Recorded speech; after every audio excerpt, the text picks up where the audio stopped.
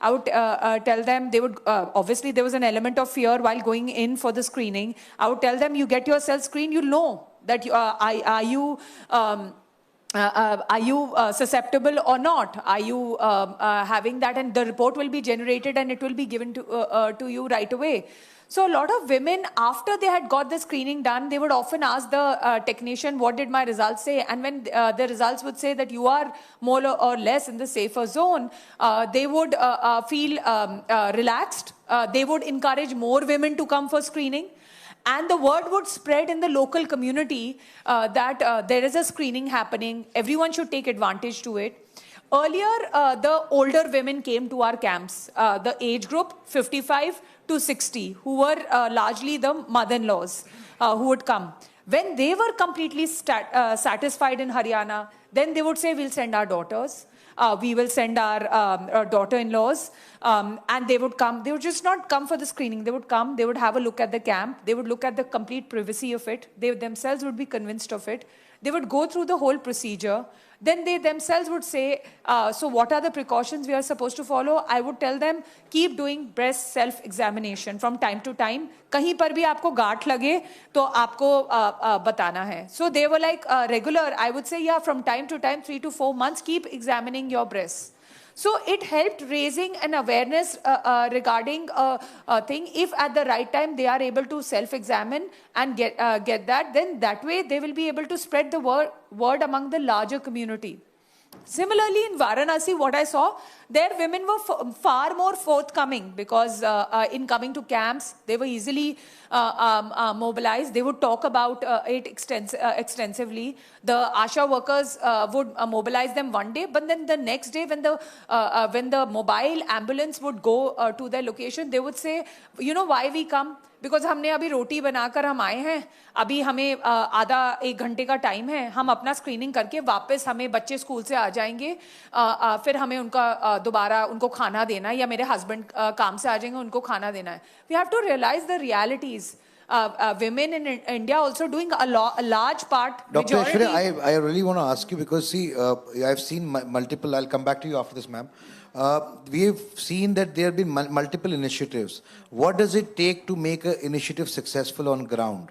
You have district administration working, you've got companies like Nirmay working, you've got other people working, volunteers working. It's a confluence of all of them. It's an effort which has to be done in a dogged manner, pursued. Only then can you take it to a culmination point. So what is your experience on that effect, and what would your advice be? I would say that every day you have to be consistent at it and try to raise more and more awareness at it. We went again and again and again to the mohallas. For the first time, you had a certain section of women coming in who were more proactive regarding their health and more aware. Then you had, in the second round, even more women would come. Please understand, they have to devote a large part of their daily routine on household work. So we also have to tell women, prioritizing your health is a good thing. So this is also telling them to prioritize their health. What about you, ma'am? What do you say about the volunteers and the social involvement of such campaigns? Because these campaigns can't be successful, or it's not just the government's job to do it. It is definitely civil society and everyone coming together. Absolutely, it is the civil society's job to see that these kind of things are taken care of, and especially healthcare. I mean, it is, and cancer these days is definitely on the rise. We are all reading about it day in and day out. So for us, it's not only the breast cancer that we are looking at. We look at all cancers in a holistic manner. We do it for men, for women also, both. So both come to our camps. And for us, like I told you, we motivate them through our awareness talks. These awareness talks are done at the community level. They're done at every level. It could be a resident welfare association. It could be just the areas, the Anganwadi ladies help us to organize such camps. There are other organizations that invite us to come in and give talks. So you sensitize the people and get them to come in. Because stigma, of course, is a very, very big thing. But that gets removed away from the fact when they hear that you yourself have been through it. And when somebody says that I've been through it, and it's kind of a shock for them to say, कि अरे आप भी इस दौरान से गुजरी हैं. They just can't believe it. And You know, that's why I think they started addressing us as doctors over a period of time, where none of us are actually doctors. It's just that we've had this training on the job. And that's how many of us are called as doctors. Like today also, I think it's written somewhere as Dr. Renuka Prasad, but I'm just a plain volunteer who has been through it and survived for nearly 30 years. Let me ask next question to the actual doctor. Dr. Mandeep, if I may ask that we, in a country like India, we have a very diverse set of problems. We have different segments of people. A lot of people in the urban centers can afford healthcare and medicine. A lot of people in rural parts of the country can't afford healthcare. And, so what do you say when the world's largest healthcare program like the Ayushman Bharat has been launched by the Honorable Prime Minister of India, which ensures 5 lakh rupees of insurance to every household, and about 11 crore people have already availed the benefit. What does it do for something like breast cancer and early detection, especially in the rural part of people and the people who need it the most, who don't have the means? So exactly. The thing is that you have already provided a baseline coverage. Now, for us, like the initiatives, has to be that we don't get you the cancer which is stage 3, stage 4. So that even your baseline coverage doesn't suffice that. So we get you the cancer that is stage 2, stage 0. So that this baseline coverage is enough.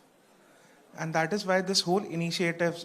So the best part is that in India, you have now a baseline coverage for everybody who has no means and who has means can afford. And now who has... Basically, no one is out of the gambit of the healthcare system. That is something which is really remarkable in that sense, And AI becomes a great enabler to get people to early screening and take the benefit of that policy that has been made by the government. I'll just give you a small data. If a woman does self-breast, she's able to detect a cancer at stage 2. That 2.53 centimeters lump. So you have to do regular self-breast. Then you go to 6 monthly or 1 year, you go to your gynecologist, physician, ask them a clinical breast by either trained healthcare worker like us or an experienced healthcare worker like Renuka ji. So when they do it, they are able to detect a lump of around 1 centimeter. So basically what you miss, the clinician will catch, and what clinician will miss, the technology will catch. So if this is the amalgamation, and this was the data, which said that if every woman in India starts doing self-breast, we have 60% to 70% of our breast cancer will be at stage 2. So Ayushman Bharat will take care of that. So before I come to Dr. Sandeep, Mr. Nanda, I would like to ask you, as and when this program progresses and your LLM gets better, algorithms get better, you have more data sets to work with, how does it impact your efficacy and specificity going forward? And how does it make it better? Of course, more data gives more power to AI, and AI is also built on a trained model, right? And it's a very important and intelligent layer in the system. But I believe the best use of AI is with human, and of course, doctors play a very important role there. So currently, whatever data sets that we have, and we have built that model, it is also been tested and clinically validated.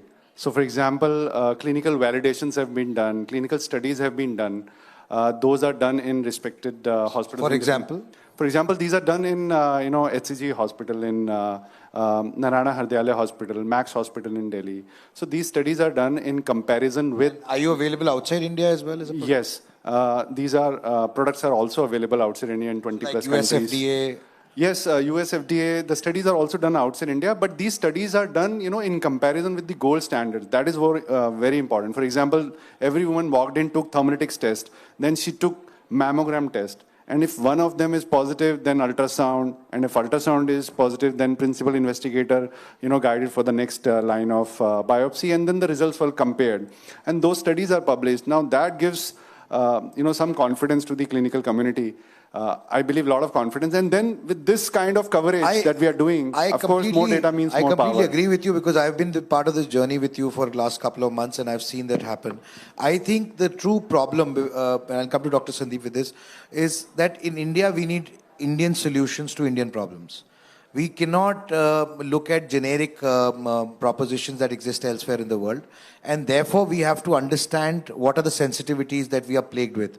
At the same time, I think if India truly needs to democratize healthcare and bring it to the rural sector and the people who need it the most, it would be absolutely, imperative that we are in a position to take these technologies to the people and not wait for it to evolve on its own. Dr. Sandeep, what is your take on that?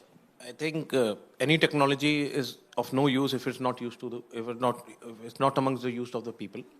And secondly, the most important part is that Indianized. If you see the diagnosis of even a cardiac disease is 20 years earlier than what is in the Western population. Same is with any cardiometabolic disease or any disease like cancer also.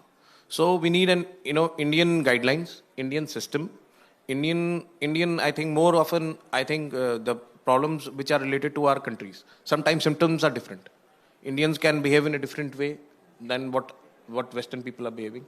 And I think, and technology, I think it needs to be at the lowermost quadrant of the people, because even our Prime Minister also says that you should, if the rural health improves, I think it will uplift. I mean, the transformation has to happen from rural India. Country. Only then can we look towards becoming a developed country. I just want to add one more thing. Even Indian Medical Association, which I am part of, has adopted this year the theme of Aao Gaon Chale. So I think this is what the utmost important of right now our country is facing, that the rural health should improve. Otherwise, the maximum load or maximum resources are. AI impact expo से तस्वीरें आपको